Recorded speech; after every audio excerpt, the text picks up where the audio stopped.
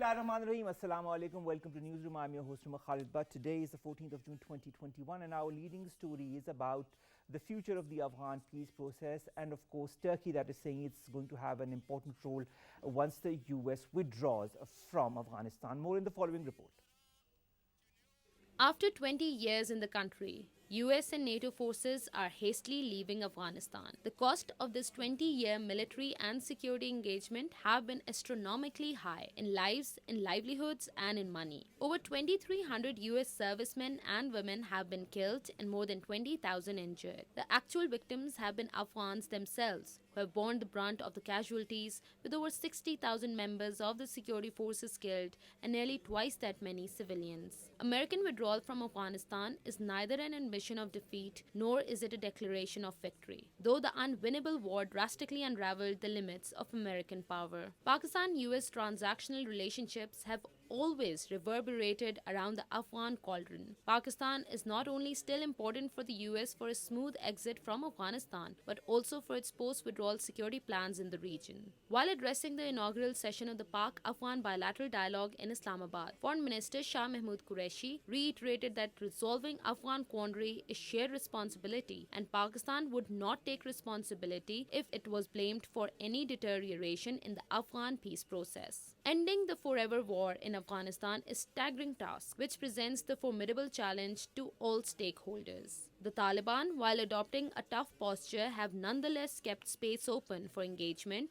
and significantly refrained from announcing their spring offensive. As US ratchets up the pace of withdrawal from Afghanistan, Turkey has offered its help to stabilize Afghanistan after the United States pulls out its troops from the landlocked country. Inevitably, the withdrawal of American forces from Afghanistan will have a huge impact on regional geopolitics. The country's strategic location has historically made it vulnerable to the involvement of outside powers and proxy battles. To talk more about the future of the Afghan peace process and Turkey's possible role in the country, we've been joined by Qamar Cheema. He's a foreign affairs expert. Qamar Cheema Saab, thank you very much to have joined us. What Erdogan says, how much do you think it is possible as far as Turkey's role, Turkey's future role in Afghan politics and Afghan peace process or the future of Afghanistan is concerned? A very positive role the way they have been playing, considering that Afghanistan is a Muslim country, and the way they have offered that they are going to take care of the Afghan airport, the Kabul airport, that is a very welcoming step. And above all, I think among the Muslim countries, Turkey is one of those on whom the Americans relied that the next round of talks with Taliban could be in Turkey. And I think that is a very much positive gesture from the Turkey side. But I think what is important, Batsab, that is that how the Afghans are looking the efforts of the Muslim countries, the regional countries, and the global powers, and the United Nations. At the end of the day, the Afghan administration, all the political concerned quarters in Afghanistan, they have to play a role, and for this, they need to sit together and they need to look the efforts being done All by right, now Qamar Cheema Saab, you talk about what Taliban think is the probable role of the foreign forces post the NATO and the US troop withdrawal from Afghanistan. I'll quote the Afghan Taliban that have said that the foreign forces should hold no hope of keeping a military presence in Afghanistan after the US and NATO withdrawal. Do you feel they will accept other brotherly countries' presence like Turkey or other countries in the region? Well, obviously, they are not going to accept that because the position will be different with that, because the Afghan administration, they will have to take a consensus decision on this.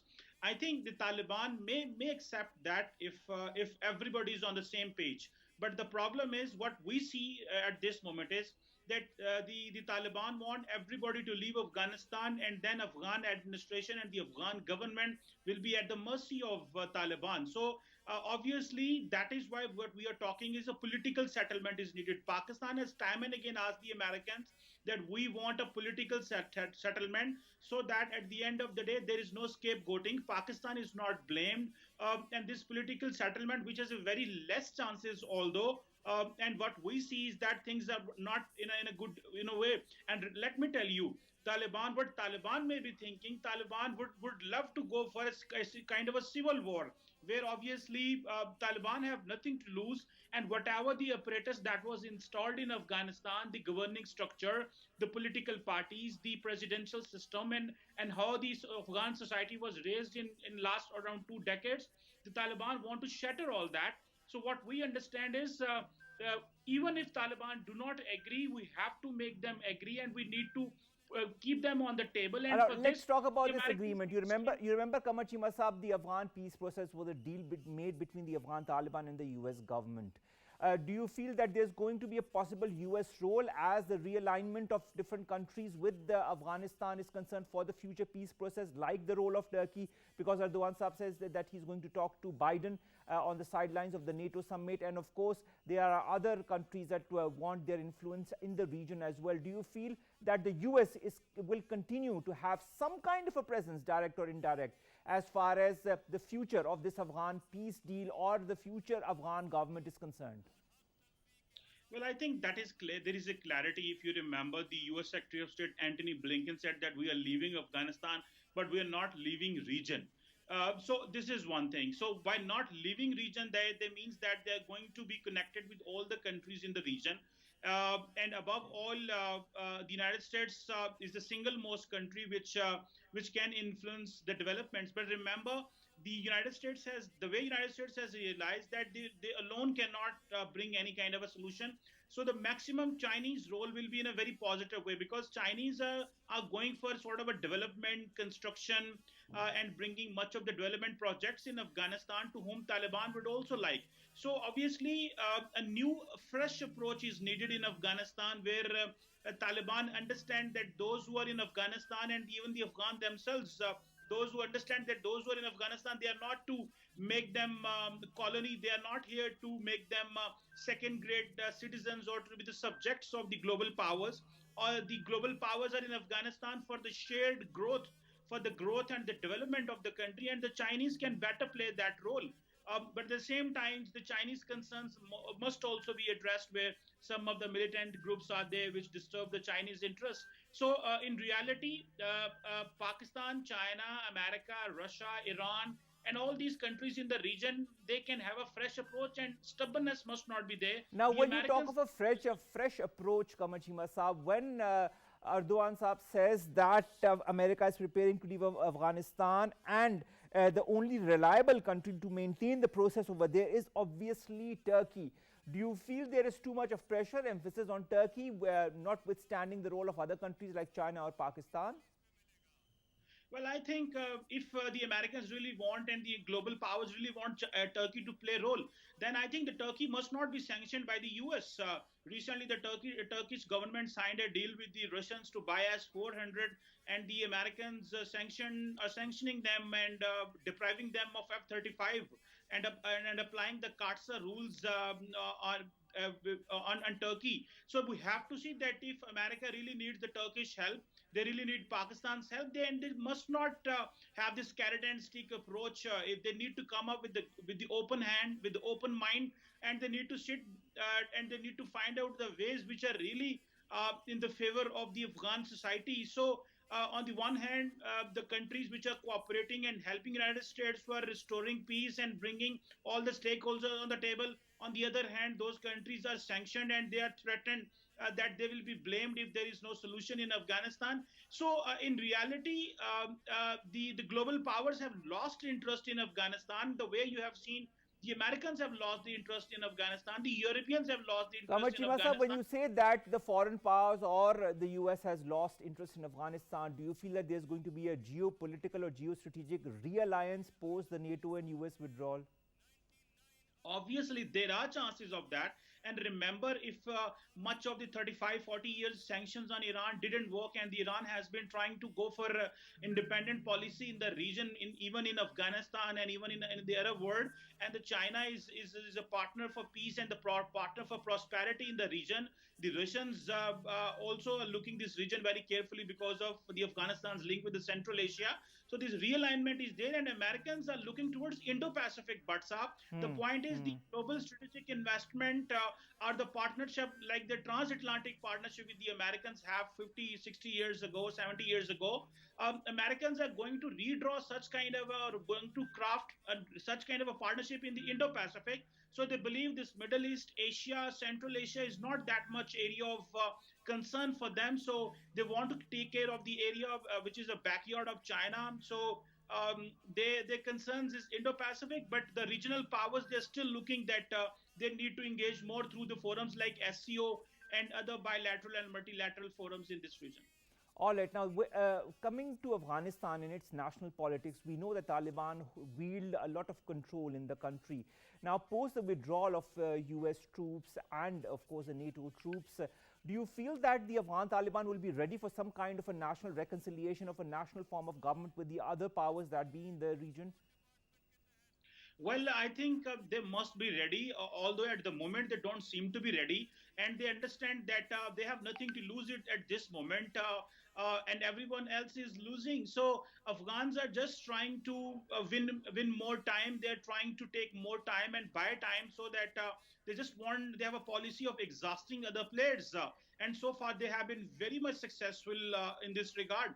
So the only thing is that if the Afghans the pressurize, the society pressurizes them that they have to behave as per the global norms, as per the Well, law of the land. let's see how things move along in the next couple of weeks. 11th of September is not that far away; it's just a couple of weeks away. Let's see how the realignment of the powers that be, and of course the powers that be in Afghanistan, comes across as far as Afghanistan is concerned.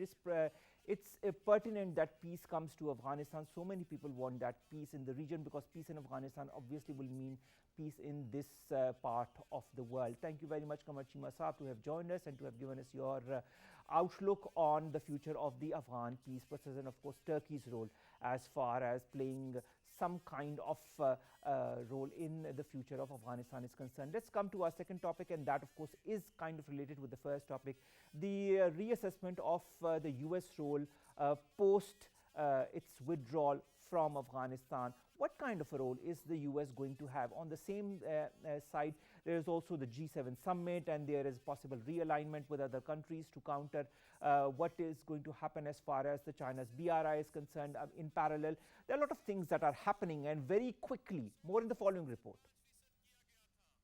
The American movement is fast descending towards multipolarity with the economic rise of China and Russian revisionist posture. Hence, US is losing its decisive position to shape contours of regional and international strategic domains. China's stunning economic performance, its considerable soft or cultural power, its skilled leadership, and its ability to export its political model while undertaking myriad internal reforms have rendered it great power. Russian return to global stage after successful interventions in Syria and Crimea elevated its global stature as great power. Meanwhile, rise of populism in American politics and its duplicitous rhetoric regarding fundamental freedoms tarnished its reputation as leader of free world. The self-interested American posture further unraveled as it preferred to hoard vaccines instead of combating pandemic in developing world, while China and Russia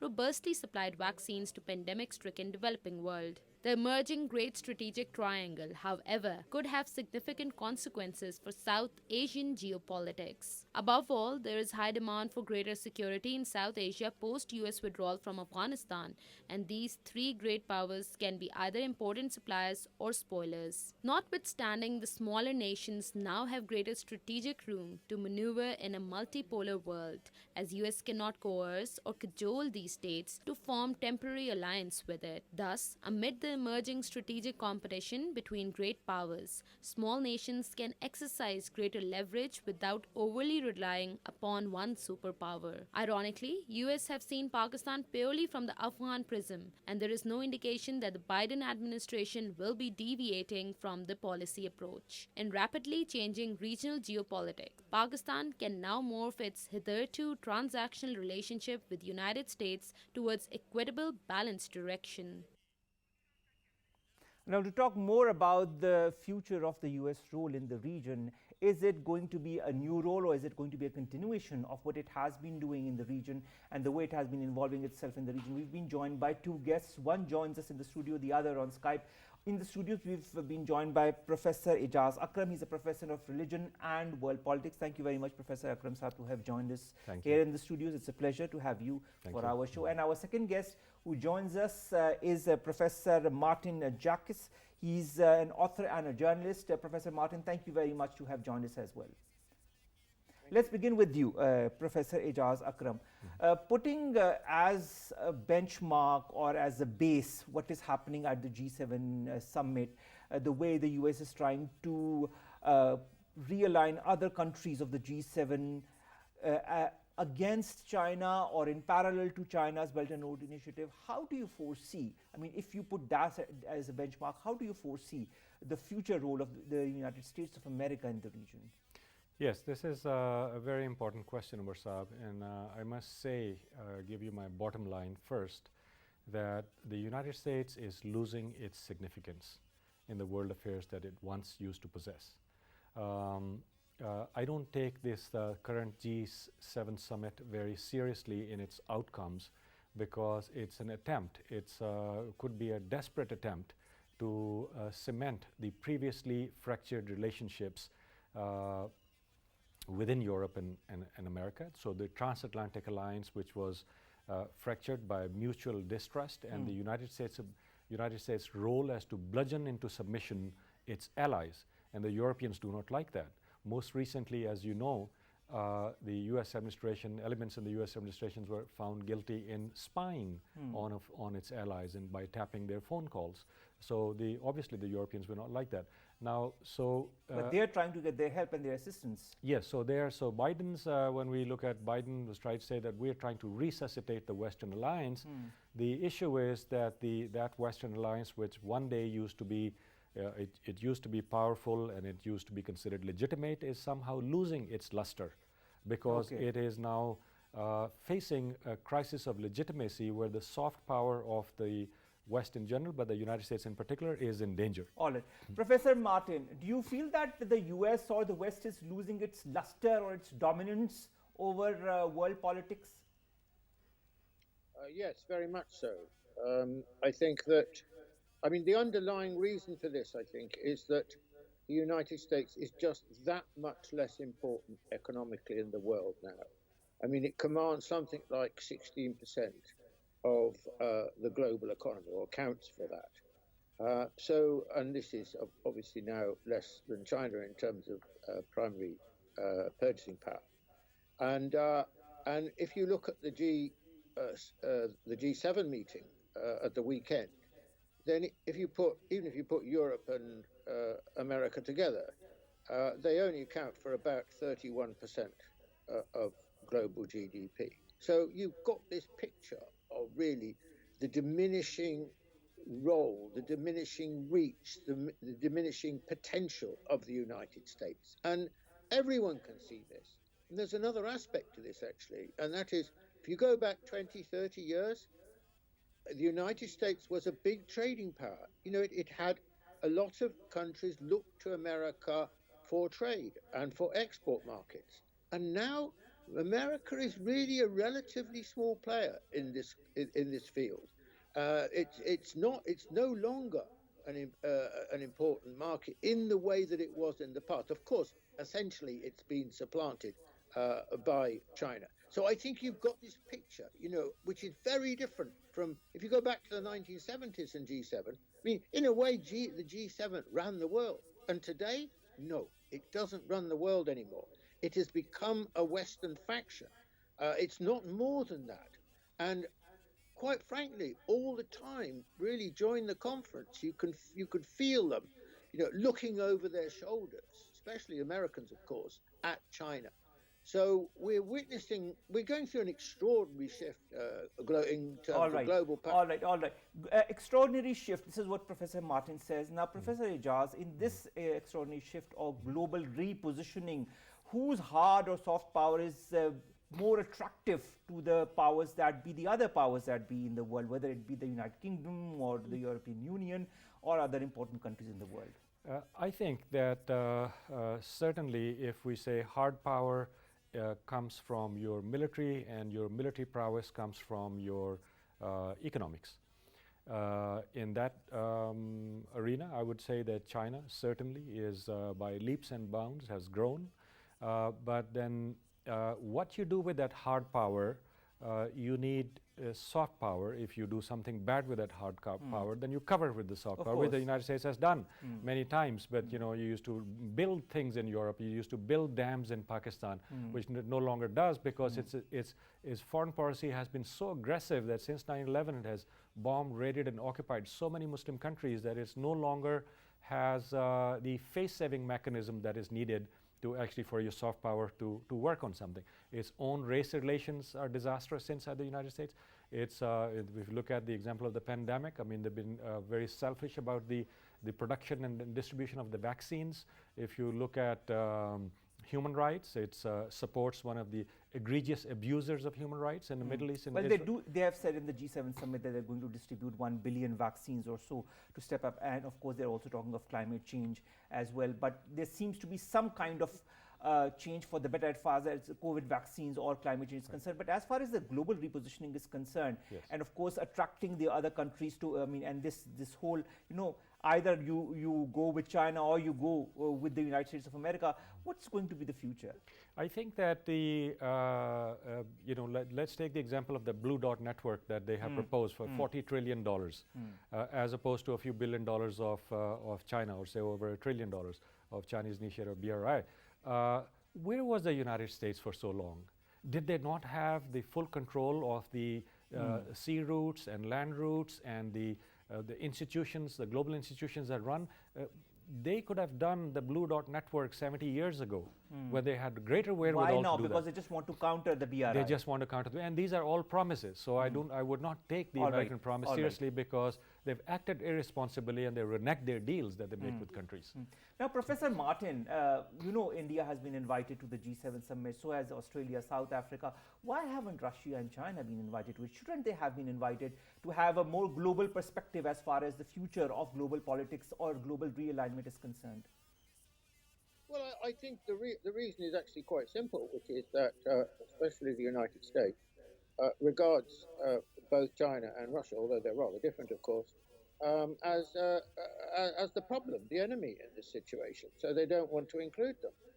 Of course, if they were, if America was in a really expansive phase, which it is certainly not, but if it was, then it would invite them.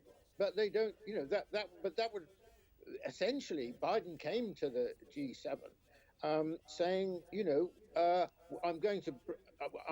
want to reconstruct the Western alliance pre-Trump, and I want also to concentrate on how to deal with China, which is the main enemy. Of course, really, if you look at the communique, that he didn't put it off because the Europeans are not going along with that. The Europeans have a different interest, whereas the United States American interest is essentially a concern to preserve its global hegemony, which of course it will not be able to do.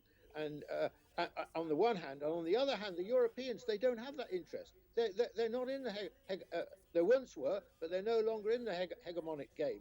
The European interest is how can our relationship with China enhance our future growth and prosperity? These are two very different positions. That is so true. That is so true. Professor Ejaz, now coming to China and the US and their global realignment and their, of course, their friendship or their concentration as far as certain countries are concerned, the SCO summit is going to be held later this year. We are seeing the G7 summit being held now. Now, in this tussle of power, who's going to win in your point of view? I think the Chinese see it differently. They don't see in terms of winning and losing as such.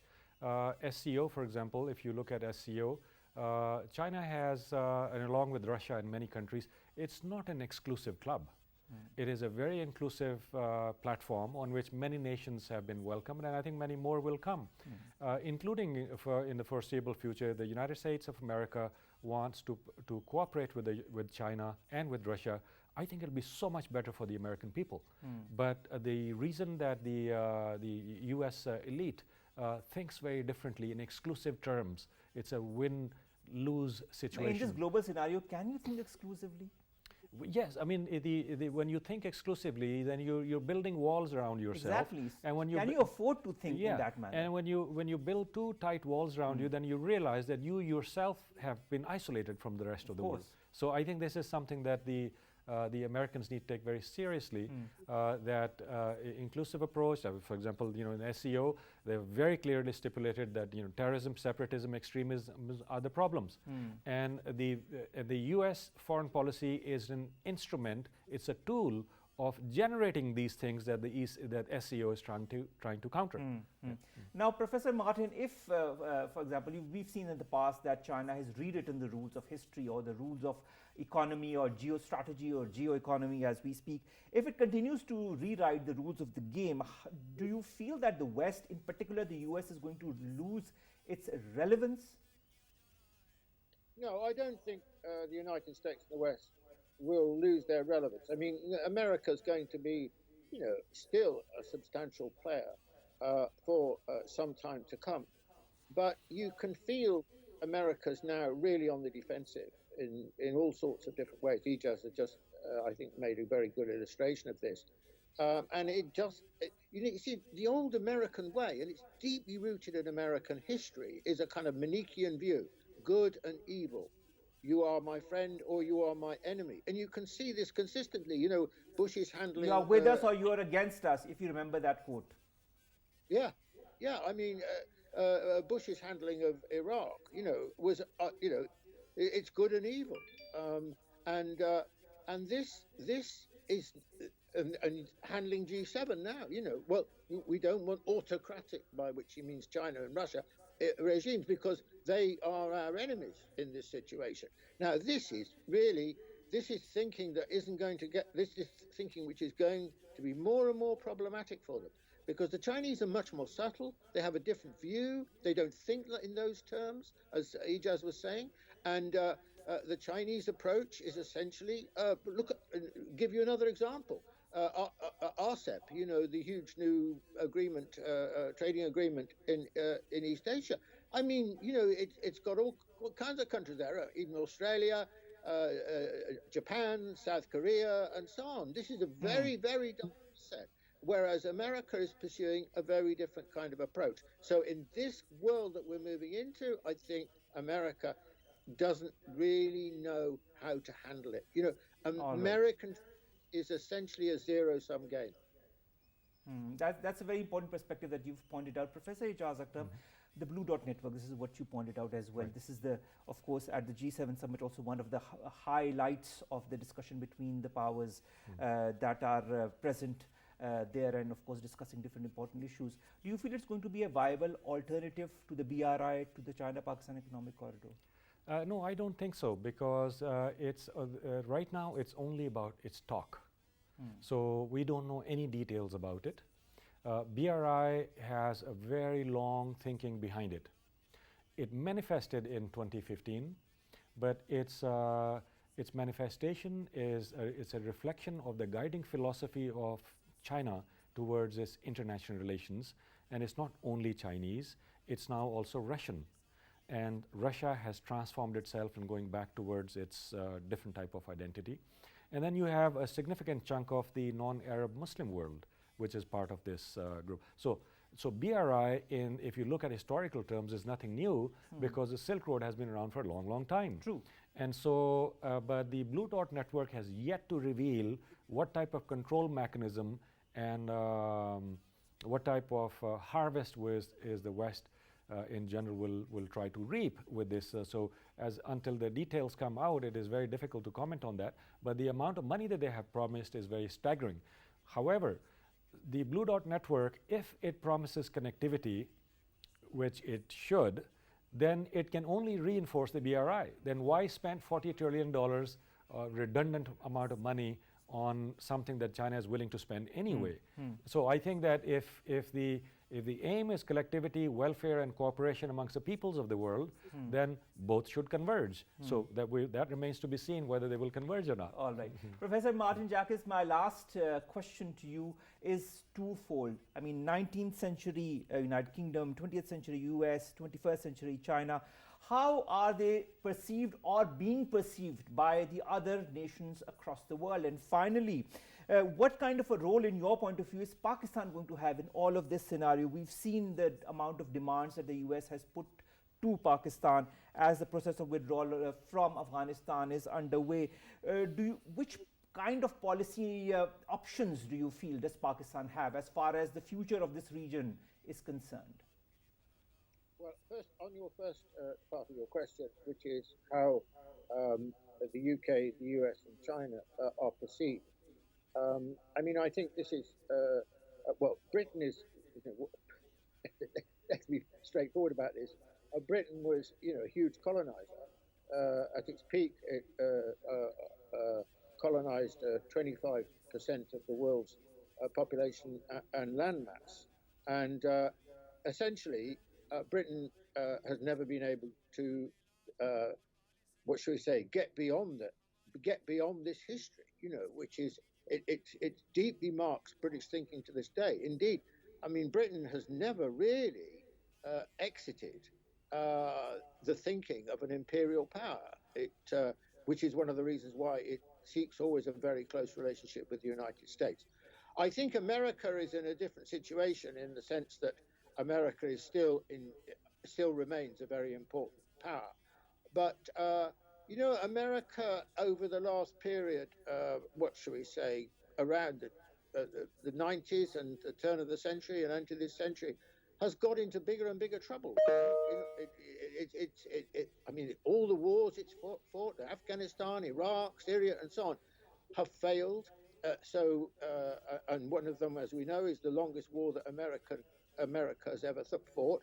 And America, more than any other country by far, was responsible for the worst financial crisis since 1931, namely the financial crisis in 2007 to 9. So America people's respect for America has been declining.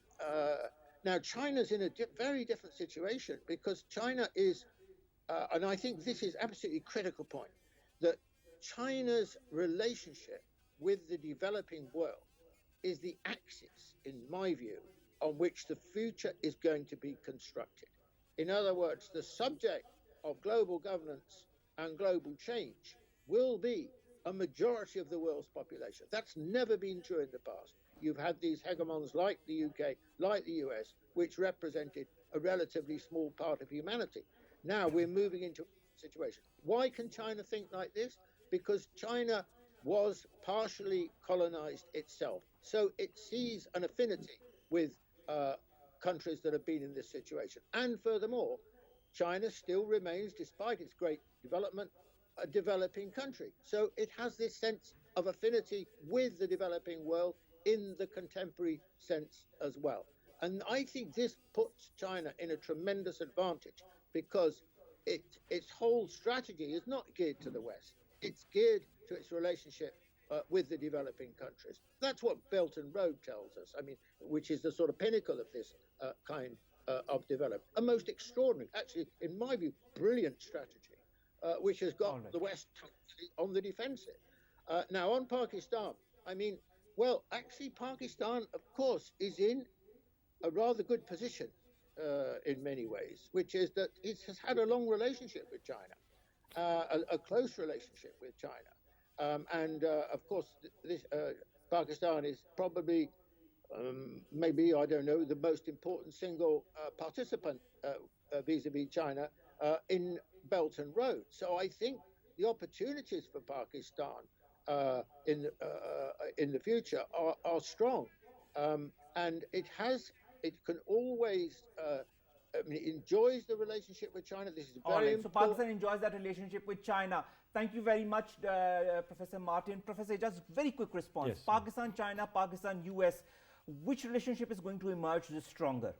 I think definitely Pakistan and China. And I can just, last comment I can give you, I'm a Pakistani American who spent all of his life in America. And since last many years, I've been deeply in a process of socialization inside China, and I'm serving many institutions there. And I know what is Islamic civilization from inside and my own country, Pakistan. And there is absolutely no question that you have to jump off the sinking Titanic and you have to honor your old age relationships which have benefited you.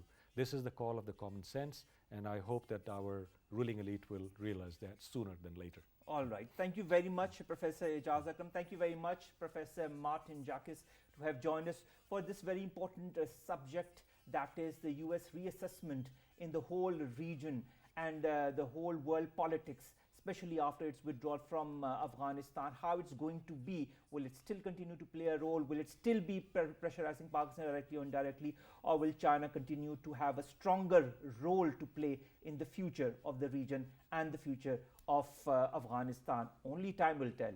Till then, Omar, Khalid bids you farewell from this episode of Newsroom. We'll see you inshallah tomorrow with new stories and segments that matter to you and to us. Stay safe. Allah Hafiz.